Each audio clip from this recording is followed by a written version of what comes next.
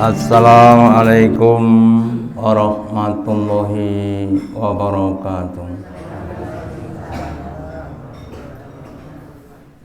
Alhamdulillahilladzi at'amana bi ni'matil imani wal islam. Asyhadu alla ilaha illallah wahdahu la syarikalah wa asyhadu anna Muhammadan abduhu wa rasuluhu la nabiyya wa la rasula ba'dah. Allahumma sholli ala Muhammad wa ala ali Muhammad kama sholaita ala ali Ibrahim innaka Hamidum Majid. Wa barik ala Muhammad wa ala ali Muhammad kama barakta ala ali Ibrahim innaka Hamidum Majid. Qala Allahu ta'ala fi kitabihil karim. A'udzu billahi minasy syaithanir rajim. Ya ayyuhalladzina amanu ittaqullaha haqqa tuqatih wa la tamutunna illa wa antum muslimun. Wa qala Rasulullah sallallahu alaihi wasallam, innallaha tu'til mala ala ma yuhibbuhu wa man la yuhibbuhu wa tu'til imana ala ma yuhibbuhu. Bapak Ibu hadirin yang dirahmati Allah Ta'ala, yang pertama dan utama, marilah kita selalu meningkatkan, menambahi kesyukuran kita, keimanan dan ketakwaan kita kepada Allah Ta'ala, Zat yang telah memberikan kepada kita kenikmatan-kenikmatan yang banyak. Salah satu kenikmatan yang besar, yang agung, yang tidak diberikan kepada setiap orang, yang hanya diberikan kepada orang-orang yang dicintai Allah Ta'ala, adalah keimanan dan keislaman. Nabi bersabda, innallaha tu'til mala ala ma yuhibbuhu wa man la yuhibbuhu. Sesungguhnya Allah Ta'ala itu memberikan harta benda, jabatan, kenikmatan dunia kepada siapapun, baik yang dicintai maupun yang tidak dicintai. Tetapi wa tu'til imana ala ma yuhibbuhu, dan Allah hanya memberikan kenikmatan iman kepada orang-orang yang dicintai, dan insya Allah termasuk kita termasuk insya Allah yang dicintai Allah. Kenapa? Karena kita diberi keimanan. Maka marilah kita berusaha untuk mensyukuri keimanan itu dengan cara kita banyak-banyak beramal soleh. Karena Nabi bersabda, al-imanu yazidu wa yanqusu. Keimanan itu bisa bertambah dan bisa berkurang. Yazidu bisolihati wa yanqusu bil maksiati. Keimanan itu bisa bertambah dengan adanya amal soleh, dan bisa berkurang dengan adanya kemaksiatan-kemaksiatan. Jadi kalau kita banyak beramal soleh, insya Allah keimanan kita akan bertambah, dan sebaliknya kalau kita banyak maksiat maka keimanan kita akan berkurang. Bapak Ibu hadirin yang dirahmati Allah Ta'ala, pada kesempatan pagi hari ini saya akan menyampaikan materi yang berjudul iktiraf atau mengakui dosa, karena tidak setiap orang mampu dan mau mengakui dosa. Kita awali dari suatu kalimat atau suatu maf'ulun, bahwa setiap manusia itu adalah tempat salah dan lupa. Al insanu makhluk khata' wan nisyan. Manusia itu tempat salah dan lupa. Siapapun yang namanya manusia pasti pernah salah dan pernah lupa. termasuk dari kalangan Nabi Adam pernah salah, Nabi Ibrahim pernah salah dan sebagainya. Apalagi kita manusia biasa sering berbuat salah. Lah kemudian yang jadi masalah ketika kita salah dan lupa itu, mampukah kita mengakui kesalahan? Kalau kita lihat ceritanya iblis, ketika salah dia tidak mau mengakui salah, bahkan dia mencari membuat dalil untuk membenarkan apa yang salah. Nah kemudian kita apakah seperti atau tidak? Maka kemudian yang pertama, sebaik-baik orang salah itu adalah yang mau bertobat, menyadari salah kemudian bertobat. Nabi bersabda, kullu ba'atam khoto'un. Tiap-tiap anak Adam, tiap-tiap manusia itu pasti berbuat salah. Wa khairu khoto'in, dan sebaik-baik orang-orang yang bersalah adalah at-tawwabuna, orang-orang yang mau bertobat. Jadi nanti siapapun termasuk kita kalau pas salah itu mampukah kita bertobat? Lah kalau kita pelajari bab tobat ada 3 atau 4 langkah. Langkah yang pertama adalah mengakui kesalahan. Orang yang tidak atau belum mampu mengakui kesalahan maka tidak akan bisa tobat, ya. Kemudian yang kedua, berjanji untuk tidak mengulangi, meskipun prakteknya ya mengulangi lagi, namanya manusia penuh dengan godaan setan. Yang ketiga baru bertobat kepada Allah. Yang keempat, kalau ada hak adami maka harus diselesaikan dengan hak-hak adami, ya. Terus kemudian tadi namanya iktiraf itu bukan perkara yang mudah. Bahkan sering atau banyak orang itu menyalahkan orang lain untuk menutupi kesalahannya sendiri, ya. Yang pernah saya sampaikan ibu-ibu, ya. Ada ibu sedang dulang anaknya di kamar tamu, kemudian bapaknya siang-siang pulang kerja capek, kemudian masuk kamar tamu, kemudian nyampar gelasnya pecah. Sing salah ibunya nopo bapake? Nah, gelasnya bu, nah, Pak rasalah, ibunya rasalah, sing salah gelasnya disampar kok gelem, gitu. Lah kalau orang itu menyalahkan orang lain maka namanya mau saja aliran aliran iblisisme, ya, mengilu pada iblis. Tapi kalau mengakui salah berarti aliran malaikatisme, ya. Makanya kemudian ada tipe-tipe orang yang bersalah. Yang pertama, tipe orang beriman, kalau salah mau mengakui kesalahan dan dia bertobat. Nanti diibaratkan seperti orang yang tangannya kena api. Kalau kena api kan kemudian langsung dicabut, ya, bukan langsung dilanjutkan tapi kemudian dicabut. Maka di dalam surat Al-A'raf, surat yang ke-7 ayat yang ke-23, Allah berfirman, qala, kemudian keduanya Adam dan Hawa berkata matur dumateng Allah, Rabbana dolamna angkusana, wahai Tuhan kami, ya Allah, dolamna angkusana, kami telah berbuat dolim, berbuat aniaya, berbuat dosa kepada diri kami, itu dengan memakan perkara ataupun buah yang dilarang Allah. Wa illam taghfir lana, dan seandainya engkau tidak mengampuni kami, wa tarakana, dan tidak merahmati kami, lanakunanna minal khosirin, sungguh kami akan menjadi golongannya orang-orang yang rugi, orang-orang yang akan masuk ke dalam neraka. Jadi yang pertama ada pengakuan dolamna angkusana, kami telah berbuat dolim, ya. Kemudian wa ilam taghfirlana, kalau engkau tidak mengampuni kami, jadi yang dapat mengampuni dosa cuma Allah Ta'ala.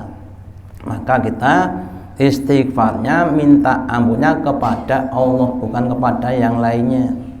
Kalau ada hak adami yang kita langgar, maka kita minta longgarnya atau minta maaf pada orang yang kita salahi, ya.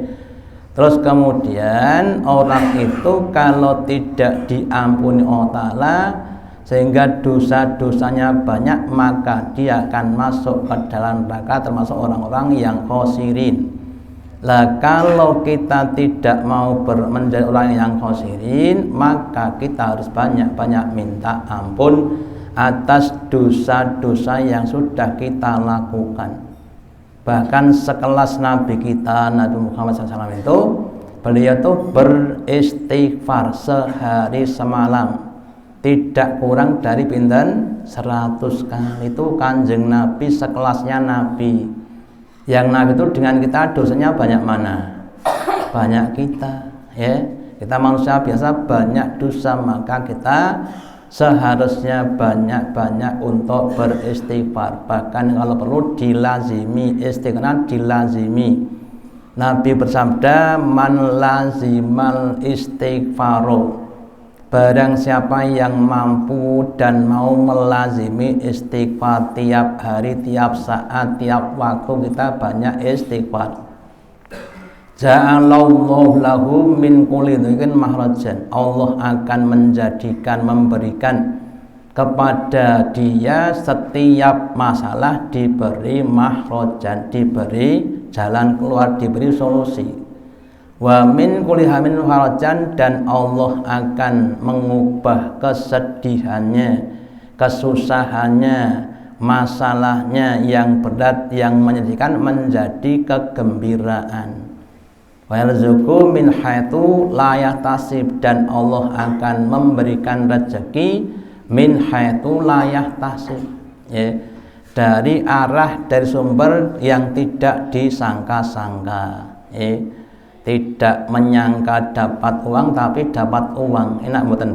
Nah, tapi menyangka dapat uang malah nggak dapat uang, malah susah, ya. Makanya monggo kita semuanya harus melazimi istighfar dalam berbagai macam keadaan-keadaan kita, dan kita harus mau dan mampu mengakui setiap kesalahan kita, termasuk kesalahan-kesalahan yang kecil yang sering terjadi di dalam kehidupan kita, baik dengan suami kita, istri kita, atau keluarga kita, ya, atau dengan teman-teman kita, tetangga kita, atau yang lainnya. Jadi orang yang mau mengakui kesalahan itu bukan hina, tapi justru mulia. Sebaliknya, orang-orang yang tidak mau mengakui kesalahan meskipun sudah jelas salahnya, itu namanya orang-orang yang hina. Kemudian di surat Al-Qasas, surat yang ke-28 ayat yang ke-16 hampir sama, mengisahkan juga Nabi Adam. Rabbi ini dzalamtu nafsi, wahai Tuhanku, sesungguhnya aku telah mendolimi pada diriku. Jadi setiap orang termasuk kita yang berbuat kesalahan, yang berbuat dosa, itu namanya perbuatan yang dolim. Kenapa? Karena dengan dosa itu orang bisa masuk ke dalam neraka. Faghfirli, maka ampunilah aku, ya. Kita minta ampun kepada Allah Ta'ala, kemudian faghfaralahu, maka Allah itu mengampuni pada dia. Jadi Allah itu zat yang maha ghafur, zat yang maha pengampun, bukan zat yang maha pendendam, ya. Maka kalau kita banyak-banyak minta ampun, maka Allah akan mengampuni kepada kita. Innahu wal ghafurur rahim, sesungguhnya Allah itu zat yang maha ghafur, maha pengampun, lagi maha penyayang. Jadi monggo kita semua termasuk saya berusaha untuk banyak-banyak istighfar, belajar untuk mengakui kesalahan. Kalau dalam bahasa Jawa ada istilah rebut benar dan rebut salah, ya. Kalau suami dan istri rebut benar, itu nanti rumah tangga akan jadi bubrah. Suaminya ngaku benar, istrinya ngaku benar, nggak ada yang salah, biasanya kemudian terjadi, ya, padu. Tapi kalau rebut salah, sama-sama mengakui salah, maka akan jadi kebaikan. Jadi sebetulnya kuncinya pada orang itu iktiraf, pada orang itu mau dan mampu mengakui kesalahan. Kemudian kisah yang agak panjang ketika Allah Ta'ala memerintahkan atau memberitahu kepada malaikat tentang rencana menciptakan khalifah di bumi. Saya singkat saja karena waktunya terbatas. Ketika Allah Ta'ala menyampaikan kepada malaikat, wahai malaikat, sesungguhnya aku akan ciptakan di bumi itu khalifah, yaitu pemimpin, yaitu manusia. Lah malaikat adalah makhluk yang tahu apa yang sudah terjadi, tapi nggak tahu apa yang belum terjadi. Lah yang terjadi sebelumnya, memang sebelum Adam ada makhluk yang hidup di bumi, yang kerjaannya cuma perang menumpahkan darah. Maka berdasarkan pada pengalaman yang sudah ada, terus malaikat matur kepada Allah Ta'ala, qalu atat'alu fiha mayusituha wasudima, apakah engkau akan menjadikan manusia yang kerjaannya cuma membuat kerusakan dan menumpahkan darah, ya. Terus kemudian sedangkan kami ya Allah warano nusabiku bihamdika wa nuqaddisulah, sedangkan kami malaikat ini makhluk engkau yang selalu bertasbih dan memuji kepada engkau. Apakah tidak sebenarnya tidak dibuat manusia saja? Terus Allah berfirman, oh malaikat, ini a'lamu ma la ta'lamu. Kamu itu kan taunya apa yang sudah terjadi, sedangkan akan Allah itu tahu apa yang sudah terjadi dan apa yang belum terjadi. Ya, jadi Allah lebih pintar dibanding dengan malaikat. Setelah Allah ciptakan Adam, terus Allah berikan ilmu kepada Adam, wa 'allama Adam asma'a kullaha. Allah Ta'ala berikan ilmu kepada Adam tentang nama-nama benda-benda. Terus kemudian tsumma artum alal malaikah, kemudian Allah Ta'ala menyampaikan pada malaikat, malaikat saiki faqul ambiuni bi asma'iha, kamu sebutkan nama-nama benda ini, ya.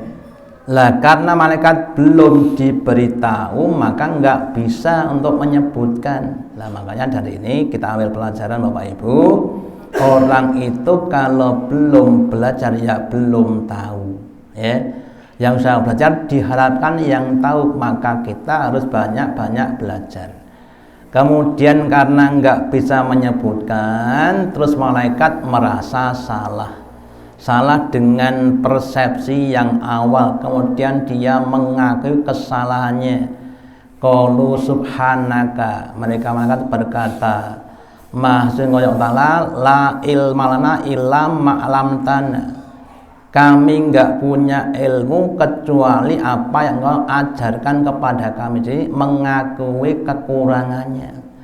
Kami butuh ya Allah Ta'ala kecuali Engkau telah berikan ilmu kepada kami. Nah untuk itu makanya kita seperti itu. Mengenai pada kelasnya malaikat, kalau kita tidak tahu sebaiknya yang ngomongnya tidak tahu, bukan mencari-cari alasan, ya.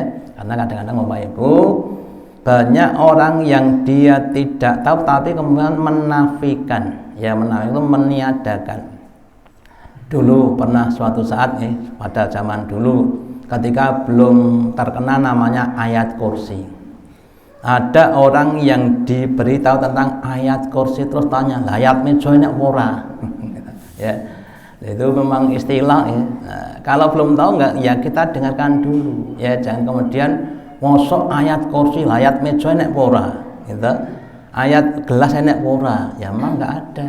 Karena di situ ada kalimat wasi'a kursiyuhu. Kursi adalah gimana? Kekuasaan. Itu zat yang kekuasaan sangat luas. Jadi kalau kita tidak tahu, ya ngomong nggak tahu, nanti nggak keliru. Ya, jadi dari ini kita ambil pelajaran, sekelasnya malaikat muqarrabin yang dekat dengan Allah Ta'ala, ada yang tidak mengetahui, ya. Terus dia mengakui apa yang tidak diketahui tadi, dan kemudian dia minta ampun. Maka monggo kita semuanya, manusia seperti kita yang banyak-banyak untuk salah, monggo semakin banyak untuk mau mengakui kesalahan. Kemudian dalam sebuah hadis, Abu Bakar pernah bertanya pada Rasulullah, wahai Rasulullah, hendaklah engkau mengajari kepada kami suatu doa yang akan kami doakan ketika habis sholat, ya. Terus Nabi mengajari, kalau kamu setelah sholat zikir, ucapkanlah doa yang bunyinya Allahumma inni dzolamtu nafsi dzulman katsiran. Ya Allah, sesungguhnya aku telah berbuat zalim kepada diriku dengan dzulman katsiran, dengan dosa-dosa yang banyak. Orang yang mau mengakui salah itu adalah suatu kemuliaan, ya, apalagi dzulman katsiran. Wong sing dosane kathah niku mboten sae, ning nek ngaku dosane kathah niku sae, ya. Jadi orang-orang yang beriman, kalau dalam hadis dikatakan bahwa orang beriman itu salah satu cirinya, jika dia berbuat salah seperti mau kebruan gunung, ya, merasa berat dengan dosa yang dia lakukan meskipun kecil. Sedangkan orang kafir, orang yang munafik itu kalau dia salah seakan-akan di ujung hidungnya ada lalat, ya, kemudian diginikan sudah merasa selesai, ya. Itu adalah orang-orang yang kafir, orang-orang yang munafik, tidak merasa berat ketika dia berbuat salah. Terus wala yaqumu illa anta, dan tidak ada yang mampu bisa mengampuni dosa kecuali engkau. Faghfirli, maka ampunilah kami maghfiratan in indika, dengan ampunan dari sisimu. Jadi kita berusaha mengakui dosa-dosa kita yang mungkin kita juga banyak, ya. Kemudian kita minta ampun dengan sebenar-benarnya minta ampun. Ngungkuli boleh melebihi wong sing ajeng golek utangan.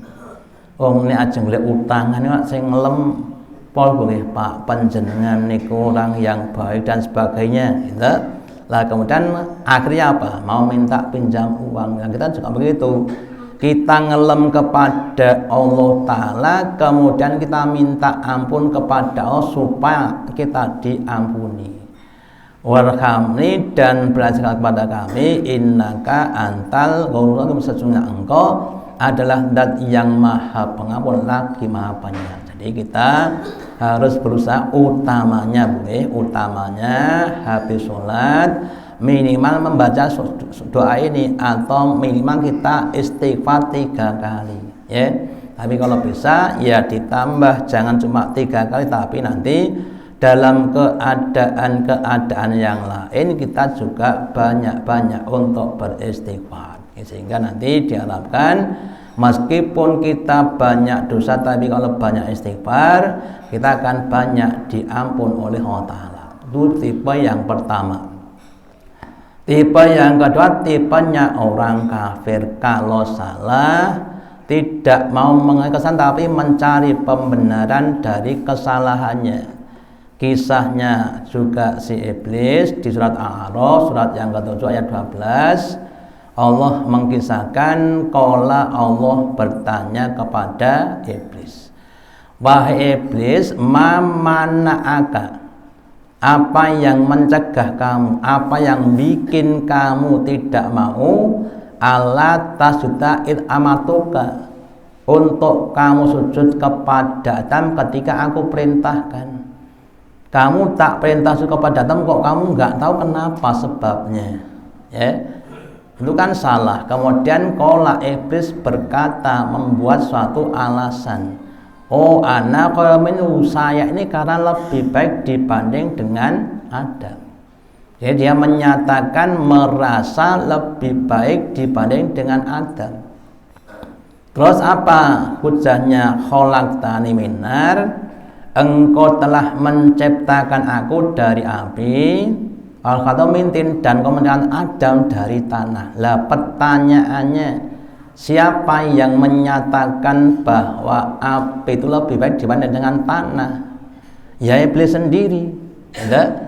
Allah tidak pernah menyatakan bahwa api lebih baik dibanding dengan tanah, enggak ada. Ya? Itu hanya alasan iblis saja yang merasa dia itu lebih baik dibanding dengan Adam. Nah, demikian juga Bapak Ibu dalam parameter kehidupan, orang sering membuat parameter yang tidak pas dengan Allah Ta'ala. Contohnya ya, orang yang kaya lebih mulia dibanding orang yang miskin, kan tidak ada pernyataannya.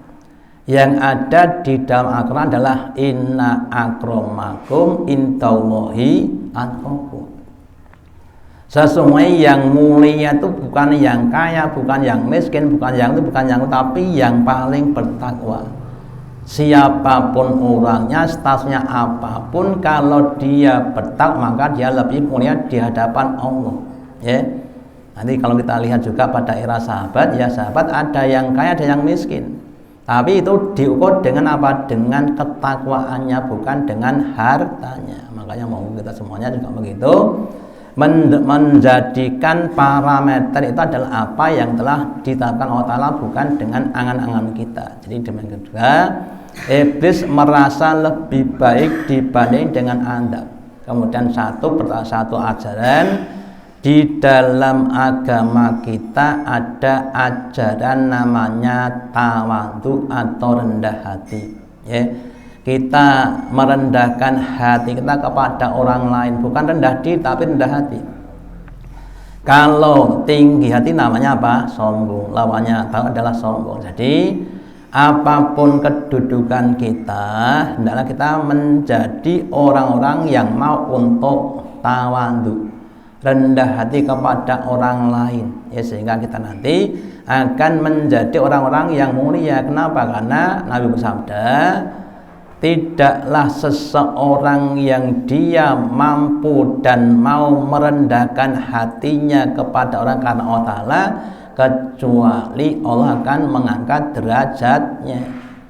Sebaliknya kalau itu tinggi hati atau sombong, maka akan diturunkan derajatnya. Jadi bagi yang mau untuk rendah hati, Allah justru akan mengangkat jadi orang terhormat.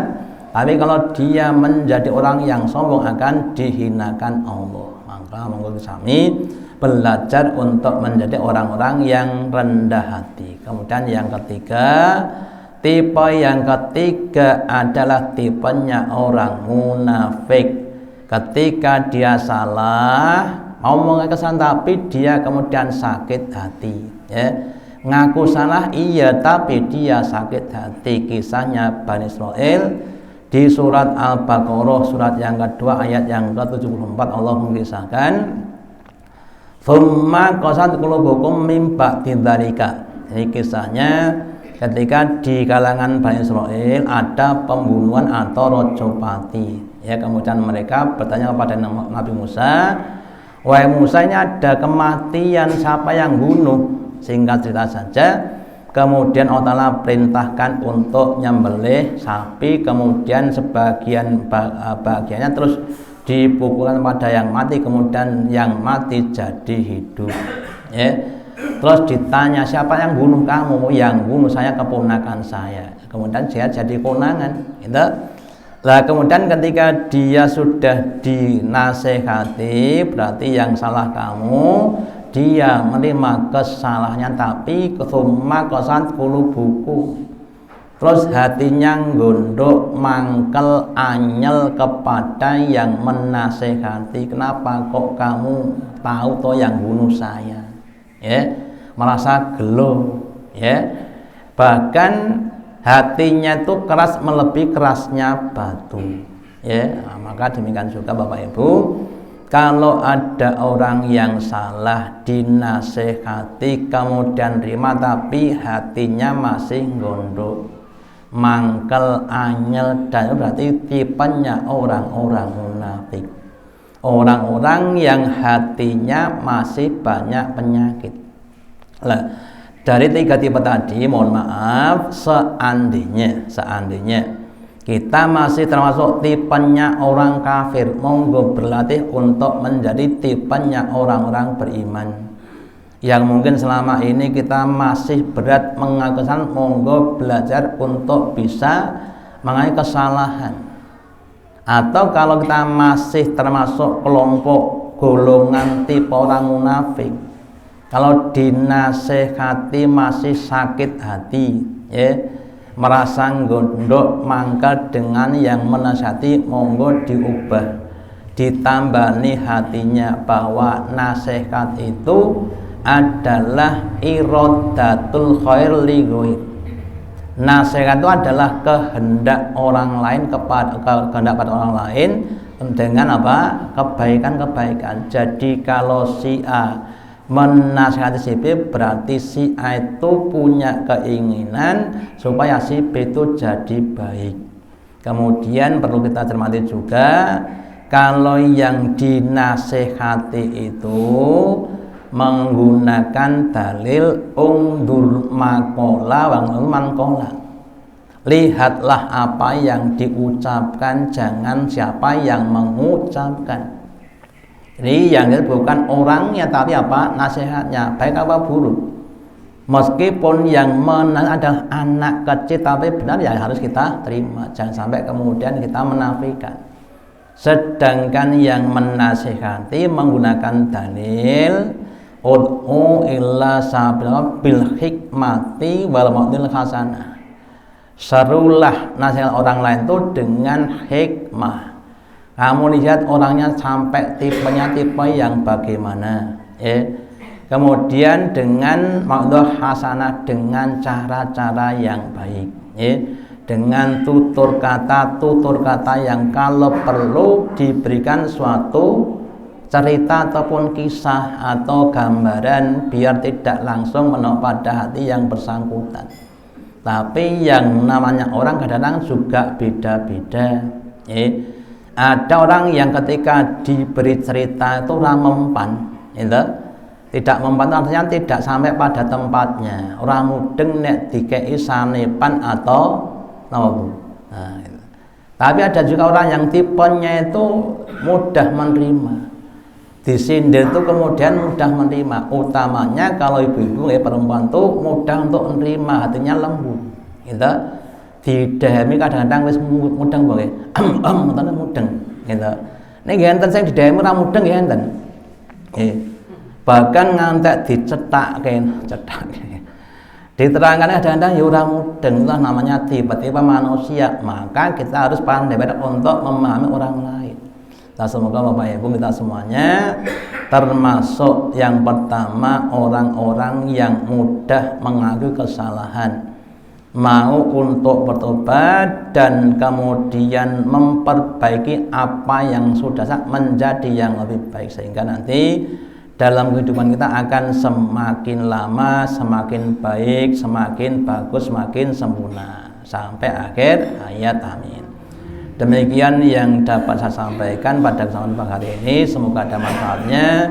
Allahumma taqabbal minna innaka antas samiul alim wa tub alaina innaka antat tawwabur rahim. Kita akhiri dengan doa majelis.